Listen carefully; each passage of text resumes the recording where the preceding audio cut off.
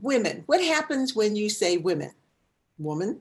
It doesn't matter how you say it, whether you reverent or irreverent tones, whether you shout it, slap at it, bitterly saying it through clenched teeth, or poetically, and ain't I a woman? Look at me, look at my arms. I have plowed and planted and gathered into bonds, and no man can head me. And ain't I a woman? Or you sing it like Chaka Khan sing it, I'm every woman. And the word woman produces an image. Woman, sugar, spice, and everything nice. Isn't that you? Or she's got style, she got grace, she's a winner because she's a lady. My sisters, we are warrior women. We are gladiators in white coats and black suits. We're gladiators in dresses. History tells us that we're goddesses and great wives and regents and queen mothers and mothers and sisters and daughters and doctors and lawyers and Indian chiefs.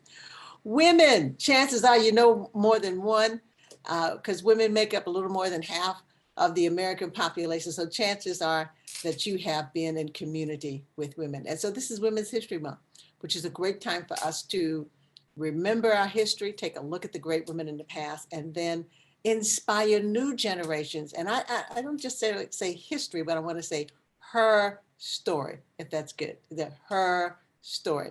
So women bring a unique voice to the global community of leaders. Our tone, our voice resonate with those who have ears to hear. Our octave range represents our giftedness in the country, the community, the academy, business, medicine, construction, chaplaincy, public discourse, healthcare, politics, law. You want to take a deep breath right through here? The arts and social work and sociology and counseling, and yes, in sacred spaces of the congregation, the synagogue, and the temple. If you have a gift, that's what our grandparents taught me when I was growing up.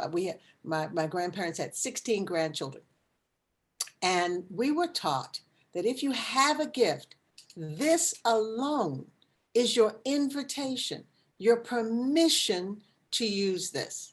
So we grew up in a space where we were taught that gifts are not given to be left uncultivated.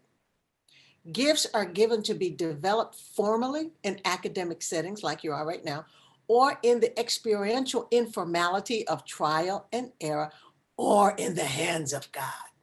Yeah, they're not given haphazardly, but for a purpose. And the pursuit of that purpose, the understanding of that purpose can be lifelong. So I caution you to feel that you have arrived at this moment, because there are other moments down the line in which you go like, whoo, I sure wish I knew that back then, what I know right now. There are things that are not immediately seen from the beginning of your journey. So when I was growing up in Baltimore, in the summer of Baltimore as a child, we spent the evening singing under the glow of street lights. Anybody remember the time when your parents made you go to bed before it got dark in the summertime? I mean, your feet had to hit the porch before it got dark. Otherwise, you'd be in great trouble. And so we would spend that twilight time singing under the glow of the street light, and the flow of voices coming together to tell a story. And each of our voices, whether they're soprano, alto, tenor, or bass, was important to the singing of the message. And if that voice was not there, it just didn't seem like it was coming together, because each voice, soprano, alto, tenor, and bass, gave a specific interpretation of the song, its distinct character. The listener was able to identify their voice by hearing the song sung, soprano, alto, tenor, bass, hearing the song sung without having to content themselves to try to sing in another's voice. Are you with me? Try to sing in another's voice. I'm a sure enough alto, died in the war, born an alto, on my way to tenor. And when I'm in a congregational context and the musicians get ready to hit something, sing something, and I have to sing soprano, you don't want to hear me sing soprano. But when all of the voices come together, alto, tenor, bass, soprano, it gives a specific interpretation of the song. It gives a distinct character, and the listener is able to identify their voice without being forced to sing in another's voice.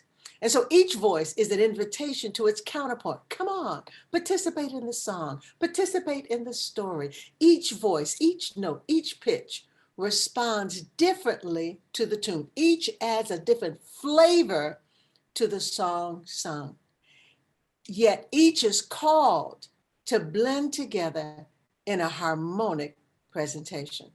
And so the result is a her story that speaks to the heart, mind, and soul of the listener. Whether the music is rhythm and blues, and that's what we used to sing, it's called close order harmony. That's what we used to say, close order harmony. Or whether it's hip hop or classic rock or metal or anthems or spiritual or gospel or contemporary gospel, southern gospel, each voice is valued.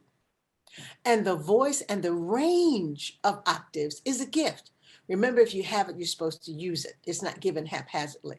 It is not to be left on the side or on the street. It is to be cultivated, either in academic settings or in experiential or in the hands of God.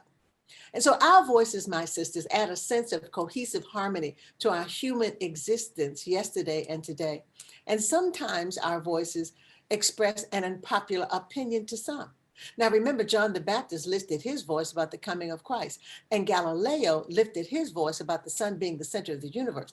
And former Vice President Al Gore lifted his voice about global warming. And Mary Magdalene lifted her voice about the risen Christ. And the woman in the well ran back into a hostile environment, preaching her initial sermon, "Come see a man who told me everything about myself." And First Lady Michelle Obama lifted her voice about childhood obesity. And Marian Wright Edelman lifted her voice on behalf of children. And the Honorable Ellen Johnson Sirleaf lifted her voice on behalf of freedom in war-torn Liberia. Are y'all still in the room? Nod your head. Say something. Go, uh-huh, amen, uh-huh, amen. I got to check who's in the room, all right? Yet everyone doesn't value a woman's voice or expect her voice to be included in the matrix of human story. Leadership, even in the 21st century, have objections from traditional roles and other objections, which have absolutely nothing to do with gender, but has everything to do with power, authority, and the desire to sing solo or handpick the voices in the choir. Got it? Women, my sisters, this is Women's History Month. We're at the table. We're at the table of decisions from Silicon Valley to the Valley of the Shadow of Death. And we wonder every now and then, will our voices be heard, or will there be voices crying in the wilderness? And there is no one to hear, and no one will listen to our voice. In our reality, that is the theme of Women's History Month for 2021, about the women who refuse to remain silent. In reality, our voices add a sense of cohesive harmony to that, to our human existence. Remember that? And sometimes our voices have expressed an unpopular opinion. You remember that? Yet we too must lift our voices to what grabs our hearts and keep us up late at night. We too must lift our voices about the things that wake us up early, too early in the morning, to the things that press not just on the heart, but also on the mind and the soul. We have to raise our voices above the whispers of the bedroom and the kitchen, like Nzinga, who lifted her voice against colonialism, and Queen Ugogo and Jarena Lee. When a preacher lost his place in the middle of the sermon, she raised her voice. Or Amanda Berry Smith, or Pauli Murray, or Marjorie Matthews. And if you don't know their names, you need to know their names just as you know Jeff Bezos' names. Pauli Murray and Millicent Hunter and Claudette Copeland and Susan Johnson Cook and Prathia Wynn and Cynthia James. But it was not without a struggle. And the struggle doesn't end with every subsequent generation, because each generation must struggle, building on the foundation left by previous generations. The 13th Amendment didn't end the struggle. It didn't end with the 19th Amendment giving women the right to vote. It didn't end in 1964 with the Civil Rights Act. And it didn't end when Senator Kamala Harris became the Vice President of the United States.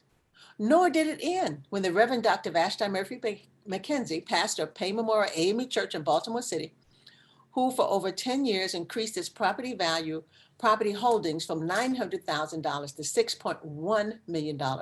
25 innovative ministries, 2,000 members, Pay Memorial West and Pay Memorial East, a 5-story converted apartment building office space in a 2-story office building with a full commercial kitchen, a Head Start, a senior adult daycare center, and was elected on the second ballot at the 46th quadrennial session of the African Methodist Episcopal Church, the second in the class of 2000, the 117th elected and consecrated bishop in our global Methodist body. I share that not as a result of a resume, but to try to dig out a few things that I've learned about history. I was a history major at Morgan State University before going on to the University of Maryland. And I did my doctoral work on the leadership of women in ancient cultures and colonial America, which with traces into the 21st century. And so in my book, Not Without a Struggle, I traced the thread of leader women through Greek, Roman, and Hebrew histories. But it was in ancient African history, where I found extraordinary songs sung. Unlike their counterparts in Greek, Roman, and Jewish societies, ancient African women served as partners with men, shaping kingdoms and community life. Women were included in the leadership matrix of ancient African cultures. Amazing. Women were goddesses and scribes and great wives and queen regents to 2 young heirs and queen mothers and queen warriors and queens exercising authoritative leadership in their own right or alongside of kings. Women served as military leaders, academic professors, and community leaders who were forming the rudiments of the written word and mathematics when other people and other cultures were still in caves. Come on, y'all say amen anytime. All right, that's fine. Say amen somewhere along the line. The theory and practice of female inferiority and subservience was far more prevalent in Asia and Europe than in Africa. African women in antiquity were partners in culture and community. They were more than objects. They were not just passive subjects of history. All right. They were not just ornamentation. They were not placed on pedestals to be worshipped. They were valued in community life. They have few equals in minds and imaginations of Europeans and Asians. Herodotus, the ancient historiographer, history researcher, was surprised at African society around 450 BCE. He saw women visible in the marketplace, visible in the trade industry.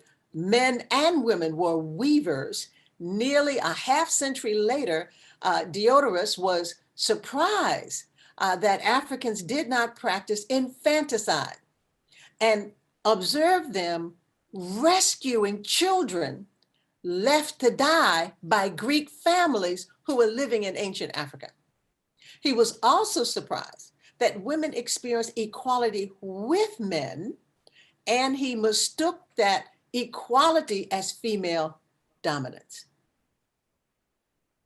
So there. Ancient African society and antiquity did not view or treat women as helpless or too emotional or inferior appendages, while viewing men as strong and adventurous and aggressive superiors. So the African woman, unlike her Greek and Roman and Hebrew counterparts, was not silent, secluded, or suppressed.